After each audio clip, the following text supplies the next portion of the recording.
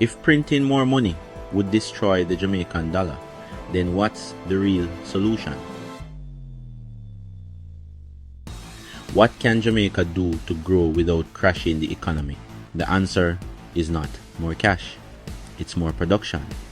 Instead of printing dollars, Jamaica needs to earn more by growing exports like tourism, agriculture, and digital services, supporting local businesses and reducing imports, building better infrastructure to attract investors, fixing corruption so the money reaches the people, investing in education, tech, and energy independence.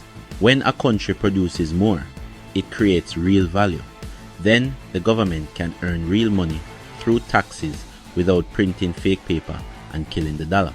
So no, we can't just print more money, but we can build more, sell more, and innovate more.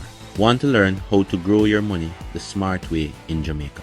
Join my private WhatsApp finance group. I'll teach you how to build wealth from the ground up. Comment value over cash if you agree.